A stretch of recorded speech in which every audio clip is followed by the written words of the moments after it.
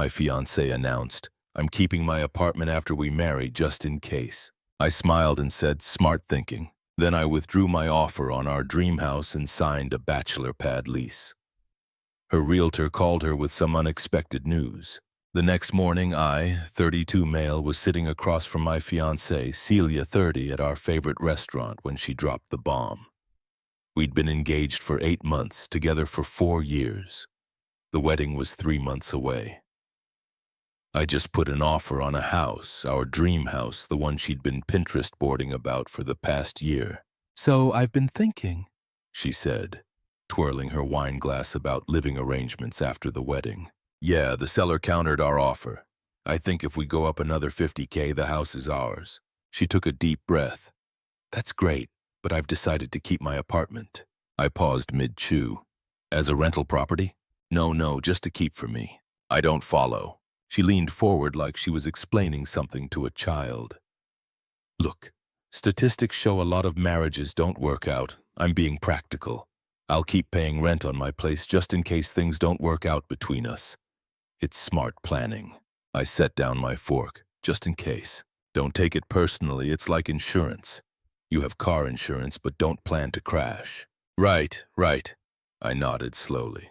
"Smart thinking." She smiled, relieved. "I knew you'd understand." "So you'll call the realtor tomorrow about increasing the offer?" "Absolutely." I did call the realtor the next morning, just not with the news Celia expected. Update 1. The next morning, I withdrew our offer on the house. The realtor, Janine, was confused. "But you were so close. The sellers would definitely accept another $15K. "Plans changed," I said. "I appreciate all your help. Is everything okay? Did something happen with the inspection?" "No, just reconsidering my options." Then I made my second call to Kyle, an old college buddy who manages properties. "You still have that loft available? The one with the home office, the Bachelor special?" "Yeah, but I thought you were buying a house with Celia." "Change of plans. Can I see it today?" The loft was perfect.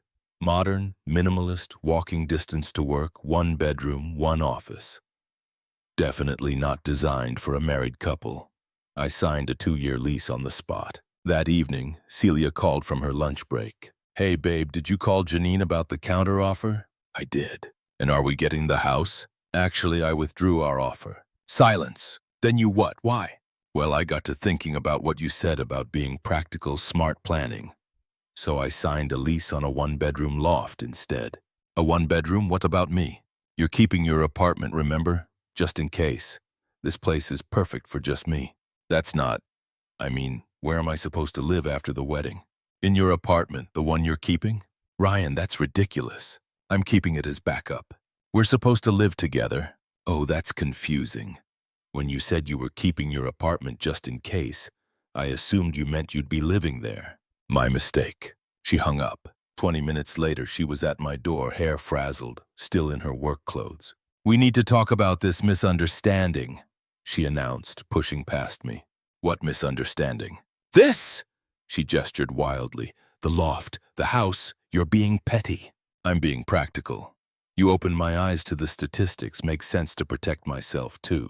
"That's not how it works. I keep my place as backup, but we live in our house together. So you'd have a whole empty apartment just sitting there while I pay the full mortgage on a house. That doesn't seem fair." Her mouth opened and closed like a fish. The mortgage would be both of ours." "Would it? Because you'd be paying rent on your apartment. Unless you expected me to cover the entire house payment while you keep your safety net." Ding, ding, ding. The silence told me everything. Update 2. The next 3 weeks were intense. Celia went through the full cycle of emotions. First came damage control. She told everyone I was having cold feet and making rash decisions. Her mom, Patricia, called me. "Ryan, sweetheart, what's this about a bachelor pad?" "It's a 1-bedroom loft, Patricia. Very practical." "But what about the wedding? Where will you two live?" "Celia is keeping her apartment. She was very clear about that." "That's just, I'm sure she didn't mean..." She literally said, "Just in case things don't work out, I'm just being equally practical." "Patricia, this is all some silly misunderstanding. Can't you just buy the house anyway?" "Why would I buy a house for someone who's already planning for our divorce?" She didn't have an answer for that. Then came the bargaining. Celia showed up with spreadsheets. Spreadsheets. Look, she said, laptop open on my kitchen counter. I've run the numbers. If we split the house payment 60-40, I can still afford my apartment. See, everyone wins. So I'd pay 60% of the mortgage while you keep a backup apartment. It's only 60% because I'd be paying rent too. It's totally fair. I looked at her calculations. She'd even added a line item for Celia's security fund. Basically me subsidizing her apartment. Counteroffer, I said. We both keep our separate places. After a year of marriage, if things are good, we look for a house together. A year? We're supposed to be newlyweds living in a gorgeous house, not living separately like roommates. Then give up the apartment. I can't. What if something happens? Then I guess we have our answer. She slammed the laptop shut and left. Her friend group attempted an intervention next. Britt, Haley, and Jade showed up at my gym. We need to talk, Britt announced, cornering me by the water fountain. About? You're ruining Celia's life over nothing, Haley chimed in. She's just being smart. So am I. No, you're being vindictive, Jade added. She's crying every night. The wedding venue is booked. Deposits paid. Just buy the house. Why doesn't she give up the apartment? They exchanged glances. Because that's different. Women need security. And men don't. I finished for them. You make more money, Britt accused, which is why she thinks I should pay most of the mortgage while she keeps her escape hatch. They had no response to that either. Update 3. 2 months before the wedding, things escalated. Celia had been telling people we were working through it, and the house was still in negotiations. She'd even kept Janine, our realtor, on standby. Then I posted on Instagram just a simple photo of my loft with the caption, "Love my new place, perfect for the bachelor life." My phone exploded. The first call was from Trevor, one of my groomsmen. "Bro, what's this about bachelor life? The wedding's in 8 weeks. Yeah, about that." Within an hour, Celia was banging on my door again. This time she brought reinforcements, her mom and her sister Daphne. "How dare you!" Celia screamed the moment I opened the door. "Bachelor life? Are you calling off the wedding?" "I haven't called off anything. Just being honest about my living situation." Patricia tried the calm approach. "Ryan, be reasonable." Celia made one small request about keeping her apartment as divorce insurance. I interrupted. "She literally called it insurance for when we split up." "That's not what I meant," Celia wailed. "Then what did you mean?" I wanted security from your future husband." "Got it." Daphne stepped forward. "You're being financially abusive." "How?" "By not buying a house for someone who's planning for our marriage to fail. By controlling her with money." "I'm not controlling anything. She can keep her apartment. I'll keep my loft. Everyone's happy." "That's not a marriage," Celia shouted. "Then give up the apartment." "I can't. You don't understand. What if you leave me? What if you cheat? What if you leave? What if you cheat?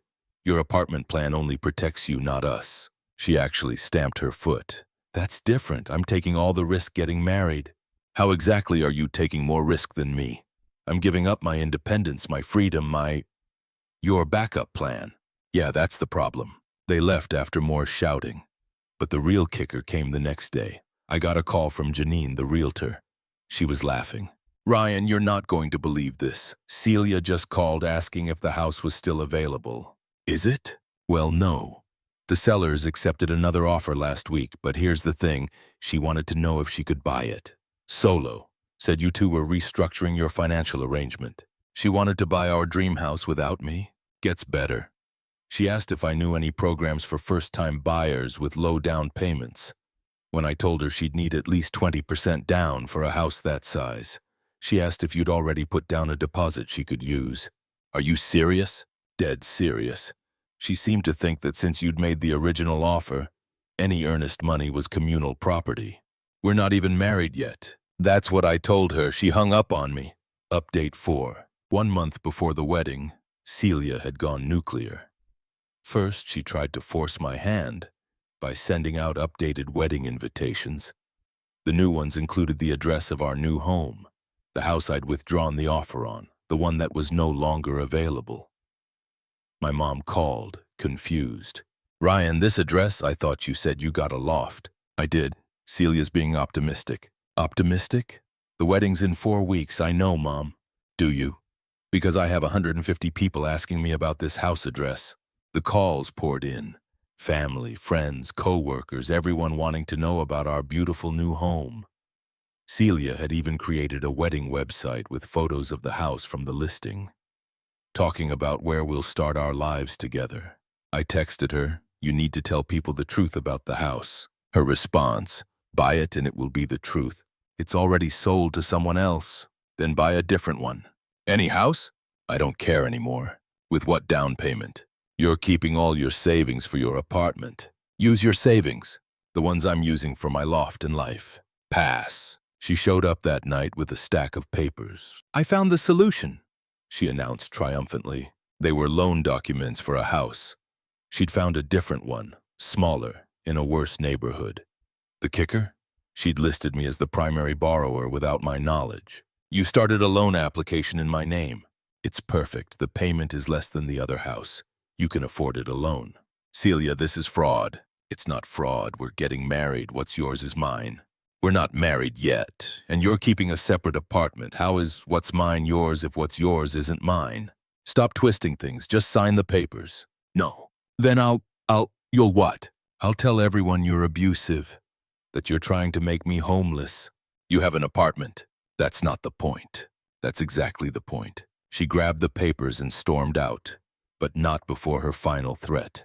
"If you don't fix this, the wedding is off." "Okay." She froze at the door.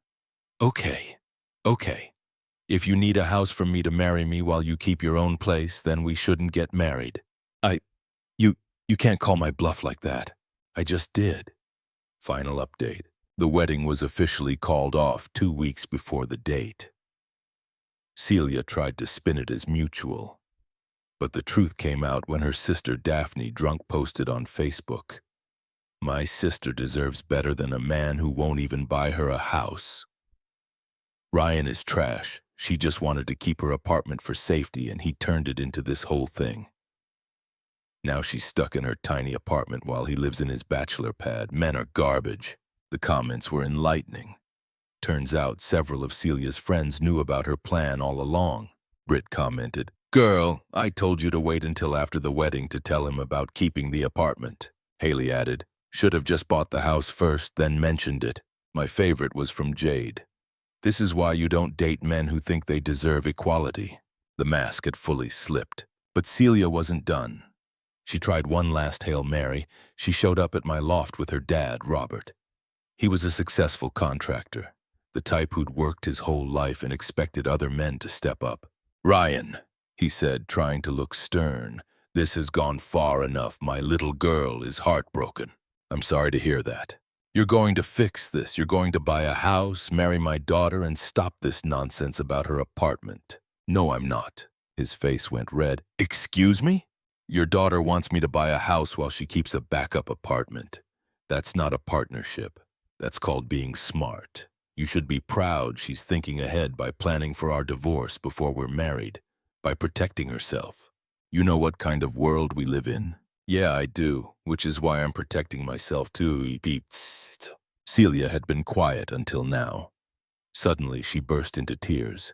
"I just wanted security. Is that so wrong?" "No, but expecting me to provide everything while you keep your exit strategy, that's wrong." Robert stepped closer. "Now listen here." "No, you listen. Your daughter spent 4 years with me. She knows I'm not abusive, not a cheater, not a bad partner, yet she still wants divorce insurance.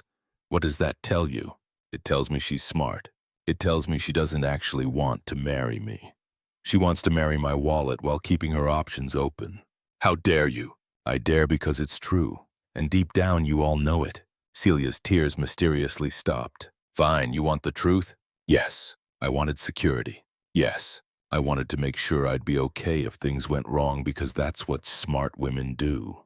"And what do smart men do?" "They provide for partners, not for people already planning their exit." 2 weeks later, on what would have been our wedding day, I got a series of texts from Celia. "The apartment is too expensive on just my salary. I had to give up my car lease.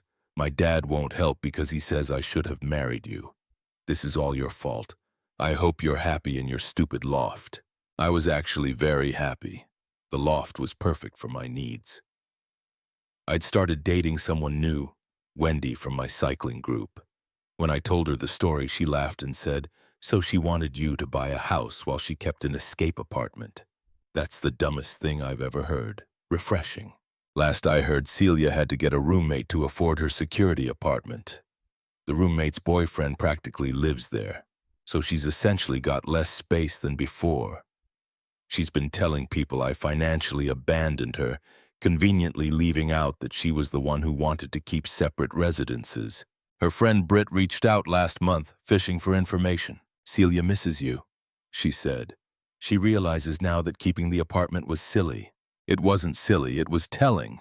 She just wanted to feel safe. And now she is in her apartment that she kept. She kept just in case. "You're such an expletive for not buying a house for someone who didn't trust our marriage would last." She blocked me after that. The moral of the story: when someone shows you who they are, believe them. Celia showed me she was someone who wanted all the benefits of marriage while keeping one foot out the door. She wanted security, but only for herself. She wanted a partnership where I took all the risk. She called it being practical. I called it showing her true colors. Now she's practically living with a roommate and their boyfriend in her security apartment while I'm happy in my loft. Funny how that worked out. Guess we both got exactly what we asked for. She got to keep her apartment just in case, and I got to keep my common sense. The only thing she lost? The guy willing to actually commit while she hedged her bets. Smart thinking indeed.